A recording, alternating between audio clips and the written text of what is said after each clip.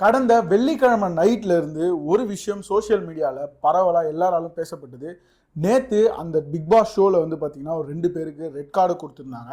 So இந்த விஷயத்தை தொடர்ந்து ஜஸ்டிஸ் சர்வ்ட் அப்படின்னு சொல்லிட்டு நிறைய பேர் பேசினாங்க. ஸோ உண்மையாலே ஜஸ்டிஸை நம்மளால சர்வ் பண்ண முடியுதான்னு பார்ப்போம். வாங்க வீடியோக்குள்ள.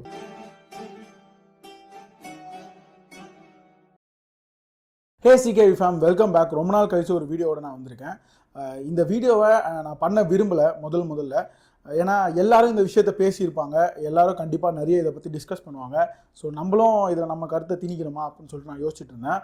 ஆனால் ஒரு விஷயம் என்னை ட்ரிகர் பண்ணுச்சு. அதனால தான் இந்த வீடியோ தமிழில் பார்த்தாலே உங்களுக்கு தெரிஞ்சிருக்கும் என்னை ட்ரிகர் பண்ண விஷயம் எது அப்படின்னு சொல்லிட்டு. பிக் பாஸை பொறுத்த வரைக்கும் ஒரு விஷயம் அவங்களுக்கு இந்த சீசன் வந்து பார்த்திங்கன்னா டிஆர்பி அந்த அளவுக்கு பெருசாக கை கொடுத்துச்சான்னு தெரில. ஏன்னா நிறைய இடங்களில் பிக் பாஸ் சீசன் 9 மேலே நிறைய விமர்சனங்கள் இருந்தது. நிறைய இஷ்யூஸையும் எடுத்து பேசிகிட்டே இருந்தாங்க. உள்ளே இருக்க கண்டஸ்டன்ஸில் இவங்க இந்த பிரச்சனையை பண்ணுறாங்க, இவங்க இது பண்ணுறாங்க, கத்திக்கிட்டே இருக்காங்க. நிறைய டாக் வந்து பிக் பாஸை பற்றி பாசிட்டிவை தாண்டி நெகட்டிவாக போயிட்டே இருந்தது. ஒரு ஸ்டேஜுக்கு அப்புறம் சேனலால் இந்த ஷோ எப்படி ரிட்ரை பண்ண முடியும்னு தெரில அப்படின்னு சொல்லிட்டு உள்ளே வந்து பிளான் பண்ணிட்டு இருந்திருப்பாங்க போல். ஸோ ஒரு கரெக்டான விஷயம் மாட்டுச்சு. அதை பயங்கரமாக இந்த 2 டேஸில் வந்து பார்த்திங்கன்னா ஒரு பஸ்ஸை க்ரியேட் பண்ணி ரீச் பண்ணி ஆடியன்ஸை பார்க்க வச்சிட்டாங்க அப்படின்னு சொல்லலாம். ஒரு ஒரு ஒரு மீடியா ஒரு சேனலாக அவங்க இந்த மாதிரி ஒரு விஷயம் மாட்டினா யூட்டிலைஸ் பண்ண தான் பார்ப்பாங்க. அது லைக் ஒரு ஆர்டிஸ்ட்டாக நிறைய பேர் கண்டிப்பாக தெரிஞ்சிருக்கும். What we try to project, அதை சேனல் எப்படி வெளியே கொடுக்கலாம் அப்படின்னு சொல்லிட்டு அவங்க ஒரு ஸ்ட்ராட்டஜி வச்சுருப்பாங்க. ஒரு இண்டிவிஜுவலாக அந்த ஆர்டிஸ்ட் ஒரு ஸ்ட்ராட்டஜி வச்சுருப்பாங்க. இது ரெண்டுத்துக்கும் நடுவில் ஒரு பேராமீட்டரில் அது அப்படியே நகர்ந்துக்கிட்டே இருக்கும் முன்னாடி. பட் ஒரு இடத்துல மாட்டினா வச்சு செய்வாங்க. அது வந்து பார்த்திங்கன்னா இதுக்கு முன்னாடி நிறைய பேருக்கு நடந்திருக்கு, இப்போவும் இதான் நடந்திருக்கு அப்படின்னு நான் பார்க்குறேன். ஸோ இது பிக் பாஸை பொறுத்த வரைக்கும், அந்த பர்டிகுலர் சேனலை பொறுத்த வரைக்கும். இப்போ நம்ம இந்த வீடியோவோட ஹைலைட்டுக்கு வருவோம். விஜே பாரு. ஸோ பாருவை பற்றி நிறைய பேசுகிறதுக்கு இருக்குது, நிறைய டிஸ்கஸ் பண்ண இருக்குது. நான் 1 by 1 வைக்கிறேன். ஃபஸ்ட்டு ஹூ இஸ் பாரு? பாரு வந்து பார்த்திங்கன்னா ஒரு விஜே. ஸோ அவங்க சோஷியல் மீடியாவில் வந்து பார்த்திங்கன்னா ஃபேமஸாக இருந்தாங்க, நிறைய பேர் இன்டர்வியூ பண்ணாங்க. ஸோ பிக் பாஸ்குள்ளே வரும்போது ஓகே, ஒரு போல்டான ஆள், நிறைய பேசக்கூடிய ஒரு ஆள் வந்திருக்காங்க அப்படின்னு ஒரு ஓவர்வியூ மக்களுக்கு இருந்தது. பட் ஃப்ரம் டே 1 பாரு பிக் பாஸ் வீட்டுக்குள்ளே பண்ணது என்ன? நிறைய பேர் வந்து ஷோ ரன்னர்லாம் சொல்கிறீங்க. எனக்கு அதுதான் ஷாக்கிங்காக இருக்குது. அதாவது நெகட்டிவாக நான் எது வேணாலும் பண்ணுவேன், என் மேலே தான் ஷோ ட்ராவல் ஆகுது அப்படின்னா இது படம் கிடையாது. இப்போ படத்தில் ஒரு நெகட்டிவ் கேரக்டர் ப்ளே பண்ணுறவங்க வந்து பார்த்திங்கன்னா அது அவங்க தெரிஞ்சு இந்த ரோலை ப்ளே பண்ணுவாங்க. அவங்க வந்து பார்த்திங்கன்னா நெகட்டிவாக ஒரு சில விஷயங்கள் காட்சிப்படுத்துகிற மாதிரி இருக்கும், அவங்க பண்ணுற மாதிரி இருக்கும். ஆனால் ஒரு ரியாலிட்டி ஷோவில் என்ன வில்லனிசம் தேவைப்படுது, இல்லை என்ன நெகட்டிவாக தேவைப்படுது? அப்போது யாராவது ஒருத்தர் ஏதாவது தவறு செஞ்சால் தான் அவங்க மேலே பாயிண்ட் அவுட் பண்ண முடியும். அந்த தவறு உண்மையாலே நிகழுது, படம் மாதிரி ஒரு காட்சிப்படுத்துகிற விஷயம் இல்லை. ஏன்னா அதை ஹோஸ்டே சொல்லியிருப்பார். பட் உண்மையாக நடக்கிற ஒரு விஷயத்தில் நீங்கள் எவ்வளோ எக்ஸ்ட்ரீமாக நெகட்டிவாக போகிறீங்க அப்படின்னு நம்மளுக்கு பர்சனலாக ஒரு செக்லிஸ்ட் இருக்கும் இல்லையா? நம்ம இதுக்கு மேலே போகக்கூடாது, இதுதான் நம்மளுடைய லிமிட் அப்படின்னு ஒன்று இருக்கும் இல்லையா? அந்த லிமிட் விஜே பாருக்கு இல்லையா? நான் அதை தான் கேட்குறேன். ஏன்னா ஃப்ரம் டே 1 ஒரு ஃபஸ்ட்டு ஹாஃப் ஷோ ஒரு 50 days வந்து பார்த்திங்கன்னா அந்த சேனலுக்கு அந்த ஷோ மேலே வெறும் கத்திக்கிட்டே இருக்காங்கன்ற விமர்சனத்தை உருவாக்கினதே ஒரு தனி நபர். இதை நீங்கள் மறுக்கனாலும் இல்லை மறுக்கிறீங்கனாலும் நிஜமாக தான் அந்த ஒரு தனிநபர் தான் இவ்வளோ பெரிய விஷயத்தை க்ரியேட் பண்ணுது. ஒரு பெரிய ரியாலிட்டி ஷோவுடைய பேரையே வந்து பார்த்திங்கன்னா மாற்றினாங்க. இந்த ஷோ ஃபுல்லாக கத்திக்கிட்டே இருக்காங்க, இந்த சீசன் ஃபுல்லாக கத்திக்கிட்டே இருக்காங்க அப்படின்னு சொல்லிட்டு. ஏன்னா முதல் ஒரு பாதி ஷோவில் வந்து பார்த்திங்கன்னா கத்திக்கிட்டே இருந்த ஆள் யாருன்னு உங்களுக்கே கண்டிப்பாக தெரியும். அவங்களுக்கு அகேன்ஸ்டாக ஒரு சிலர் கத்த ட்ரை பண்ணாங்க, அது முடியலை. Because end of the day she will be like talking keep on பேசிக்கிட்டே இருப்பாங்க. அது ஒரு தனிநபராக இப்போ நீங்கள் அந்த ஒரு என்விரான்மெண்ட்டில் இருக்கீங்க. ஏன்னா ஏற்கனவே ஒரு ப்ரெஷரைஸ்டான என்விரான்மெண்ட். நீங்கள் வெளியே மற்ற மக்கள்கிட்ட பேச முடியாது, உங்களுக்கு ஃபோன் இல்லை, நீங்கள் ஒரு மாதிரி ஹாஃப் மைண்டோடு தான் சுற்றிக்கிட்டு இருப்பீங்க அந்த வீட்டுக்குள்ளே. அந்த சுச்சுவேஷனில் இப்படி ஒரு நபர் நம்ம கூட இருக்கும்போது டாக்ஸிசிட்டி ஆக்சுவலாக பார்த்திங்கன்னா ஆப்போசிட் சைட்லேருந்து பாருக்கு வரும்னு எதிர்பார்த்தா, ஆனால் எண்ட் ஆஃப் த டே வரைக்கும் பாரு தான் அந்த நெகட்டிவிட்டியை பண்ணிக்கிட்டே இருந்திருக்காங்க வீட்டுக்குள்ளே. சரி, பாரு பேசுனது மட்டும் என்ன? சரி ஓகே, பேசலாங்க, நெகட்டிவாக ஏதோ ஒன்று பண்ணுறாங்க, நெகட்டிவ் இம்பாக்ட் க்ரியேட் பண்ணுறாங்க, இல்லை நெகட்டிவாக வில்லனாகவே இருக்காங்கன்னு வச்சுக்கோங்க. அது என்ன தப்புன்னு கேட்டிங்கன்னா தப்பு இருக்குது. ஒரு ஃபெமினிசம் பேசுகிற ஆள், நான் ஒரு போல்டான ஆளுன்னு சொல்கிறாங்க. ஒரு போல்டான ஆள் இன்னொருத்தரை போய் அடிக்கிறது தான் வந்து பார்த்திங்கன்னா போல்ட்னஸாக? எனக்கு முதல்லேருந்தே இந்த விஷயம் புரியல. நீங்கள் எல்லா சண்டையுமே எடுத்து பாருங்களேன். பாரு ஒரு விஷயத்தில் பேசுகிறாங்க, அவங்களுக்கு அகெயின்ஸ்டாக யாராவது கொஞ்சம் வாய்ஸ் ரைஸ் பண்ணி வராங்கன்னா அவங்கள அடிக்க போகிறாங்க. இதை நீங்கள் எப்படி நியாயப்படுத்துவீங்க? ஒரு ஃபிசிக்கல் அசால்ட் பண்ண போகிற நபரை நியாயப்படுத்துறது வந்து பார்த்திங்கன்னா அதுவும் ஒரு க்ரைம் தான் என்னை பொறுத்த வரைக்கும். இப்போது நீங்கள் ஒரு எக்ஸாம்பிள், இப்போ ரீசெண்டாக வினோத்து கூட லாஸ்ட்டாக ஒரு சண்டை நடக்குது. ஒரு வீட்டுக்குள்ளே நடந்த ஒரு பெரிய கேஸில் லாஸ்ட்டாக வினோத் வந்து பார்த்திங்கன்னா பாருக்கிட்ட கத்திக்கிட்டே ஒரு மாதிரி வாய்ஸை ரேஸ் பண்ணி போவார். ஏன்னா அவங்க பேசுனது வந்து எனக்கு சரியாக பண்ணலன்ற மாதிரி வினோத் கத்திக்கிட்டே ஏறி போகும்போது திருப்பி பாரு அடிக்க வருவாங்க. ஒரு நபர் கத்திக்கிட்டே வராரு, ஒரு கோவத்தில் பேச வராரு அப்படின்னும்போது மேக்ஸிமம் ஒரு சிலர் அதை அவாய்ட் பண்ணிட்டு போவாங்க, ஒரு சிலர் திருப்பி கத்துவாங்க. அடிக்க போகிறது எந்த மாதிரியான ஒரு அணுகுமுறைன்னு எனக்கு தெரில. ஏன்னா இவங்க ஒன்று பண்ண அவங்க காஃபி கப்பு தட்டி விட திருப்பி இவங்க அடிக்க போகன்னு ஃபிசிக்கல் அசால்ட் பண்ணுறவங்க தான் போல்டான உமனா. அதுதான் இந்த சொசைட்டி சொல்லி கொடுத்துருக்காங்க. எனக்கு முதல்ல இருந்தே பாருக்கு சப்போர்ட் பண்ணுறவங்க மேலே ஒரு பெரிய கோவம் இருக்குது. நான் ஏன் கேட்குறேன்னா, ஒரு 90 days அவங்க இந்த வீட்டுக்குள்ளே இருக்கிறதுக்கு நீங்கள் தான் காரணம். ஓட்டு போட்டோ இல்லை சப்போர்ட் பண்ணியோ அவங்க உள்ளே இருக்க வச்சுங்க. ஆனால் உள்ளே இருந்த நாள் முழுக்க ஒரு சண்டையில் பாரு எதிர்க்க இருக்கவங்களை பேச விட்டு பேசுகிறத முழுசாக கேட்டிருக்காங்கன்னு உங்களால் சொல்ல முடியுமா? சரி, கேட்குறத விட்டுருங்க. நான் இதுக்கு முன்னாடி ஒரு விஷயம் சொன்னேன், இந்த அடிக்க போகிறத அவங்களுக்கு சப்போர்ட் பண்ண நீங்கள் எப்படி நியாயப்படுத்துவீங்க? அடிக்க போகிறது ஒரு தப்பு, சரி ஓகே. பேசுகிறது ஒரு நெகட்டிவான விஷயம் பேசுகிறாங்க, அது ஒரு தப்பு. அது ரெண்டுத்தையும் தனித்தனியாக வச்சுப்போம்.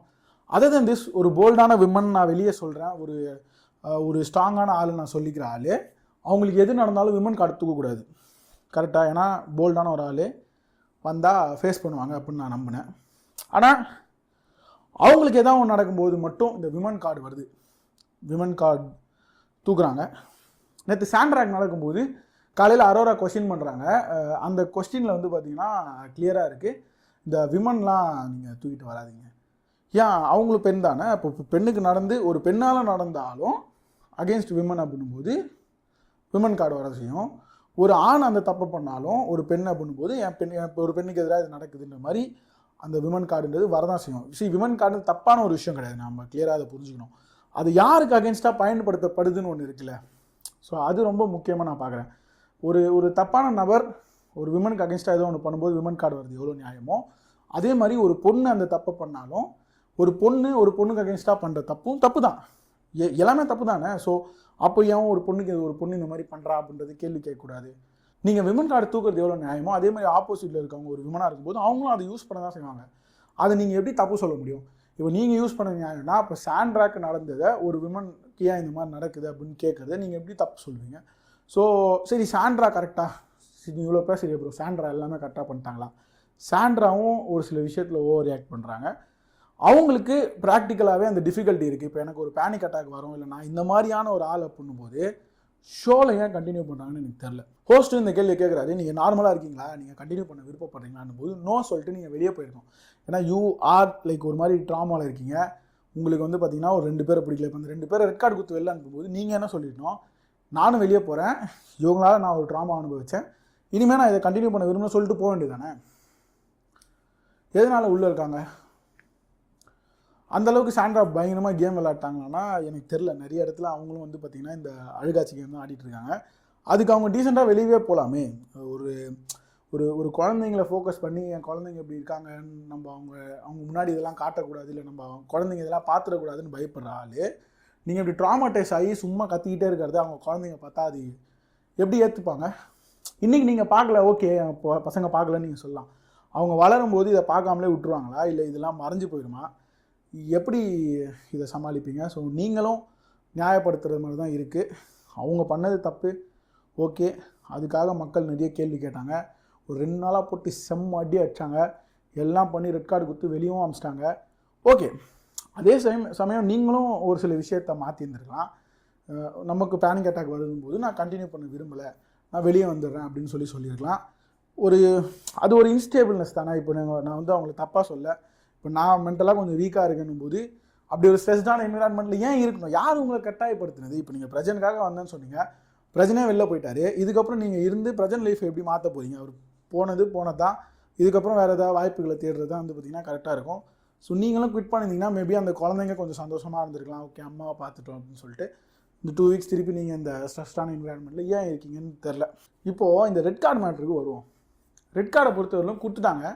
கொடுக்கும்போது விஜய் சேதுபதி வந்து நீங்கள் பண்ணதெல்லாம் பார்த்து உங்கள் வீட்டில் சந்தோஷப்படுவாங்கன்னு சொல்லி கொடுத்துறாரு. அது வந்து பார்த்திங்கன்னா எனக்கு கொஞ்சம் வருத்தம் தான். ஏன் அப்படி சொல்கிறேன் அப்படின்னு பார்த்தீங்கன்னா, இந்த ரெட் கார்டை கொடுக்கறது வந்து பார்த்திங்கன்னா நீங்கள் பேசுனதுக்கு அது மேலே நீங்கள் நடந்துக்கிட்ட விதத்துக்கு அப்படின்றதுக்காக கொடுத்துருந்தா, ஏன்னா இதை போன சீசனோட வின்னர் வந்து பார்த்திங்கன்னா பேசியிருந்தார். அவங்களுடைய பேசுகிற விதத்துக்கும் இந்த வார்த்தைகளை பிரயோகப்படுத்தினதுக்கும் அவங்க அங்கே நடந்துட்டுருக்கிறதுக்கும் வந்து பார்த்தீங்கன்னா ரெட் கார்டு கொடுத்தா ஓகே, புஷ் பண்ணாங்க, கேம்லேருந்து தள்ளினாங்கன்றதுக்காக ரெட் கார்டு கொடுத்தா அது தப்பாக போகும் அப்படின்னு சொல்லிட்டு அது அப்படி தப்பாக போனது தான் இன்றைக்கி ஒருத்தவங்க வெளியே வந்துட்டு அதை ரியலைஸே பண்ணாமல் ஸ்டோரியை ஃபுல்லாக டேக் பண்ணி நான் ரியல் வின்னர்னு சொல்கிறத நானே டேக் பண்ணி சந்தோஷப்பட்டுக்கிறது எந்த விதத்தில் நியாயம்னு எனக்கு தெரில. நீங்கள் அந்த ஸ்டோரியை பார்க்கும்போது உங்களுக்கு எல்லாமே கரெக்டாக இருந்ததா, இல்லை நீங்கள் எல்லாத்தையுமே ஒத்துக்கிறீங்களா, அதை கொஞ்சம் எனக்கு கமெண்ட்டில் சொல்லுங்கள். பிகாஸ் ஒருத்தவங்க தப்பு பண்ணுறாங்க அப்படின்னு சொல்லி தான் ஏதோ ஒரு ரெட் கார்டோ இல்லை ஏதோ ஒன்று சொல்லி வெளில அனுப்புகிறாங்க. வெளியே வந்தும் அந்த தப்பை நான் உணர மாட்டேன் அப்படின்னா என்ன போல்ட்னஸ் இருக்குது பாருங்க உங்ககிட்ட. ஒரு போல்டான ஆள், நாட் போல்டான விமன் மென் இதெல்லாம் தள்ளி வச்சுருங்க, ஒரு போல்டான ஆள் தப்பு நடந்துச்சு, நான் தப்பு பண்ணிட்டேன்றதை அட்மிட் பண்ணுவாங்க. சாரி எல்லாம் நீங்கள் உள்ளே கேட்டு அவங்க கத்திக்கிட்டு இருக்கும்போது வெளியே வந்தீங்க. வெளியே வந்த நீங்கள் நடந்துருச்சு, இந்த தப்புக்கு அக்கௌண்டபிலிட்டி எடுத்துக்கிட்டு கொஞ்சம் ரிஃபார்ம் பண்ணுறதுக்கு டைம் கொடுக்காம எவனோ ஒருத்தர் ஸ்டோரியில் டேக் பண்ணி போடுறான்றதுக்காக நீங்கள் எல்லாத்தையும் ரீஷேர் பண்ணி ஸ்டோரியில் போட்டுட்ருக்கீங்க. அப்போ நீங்கள் எவ்வளோ போல்டான ஆள்னு இதை வச்சு தெரிஞ்சுக்கோங்க. ஏன்னா ஒரு விஷயத்தை உங்களை சுற்றி கவர் பண்ணி நீங்கள் சரியான ஆள்னு காட்டிக்கிறது போல்ட்னஸ் கிடையாது. தப்பு நடந்தது, நான் தப்பு பண்ணிட்டேன்னு ஒத்துக்கிறது தான் உண்மையான போல்ட்னஸ். ஸோ அந்த போல்ட்னஸ் நீங்கள் சொல்கிற இந்த போல்டான லேடிக்கிட்ட இருக்கா அப்படின்னா அதுக்கான பதிலை நான் சொல்ல வேணாம், மக்கள் கமெண்ட்டில் சொல்லுவாங்க.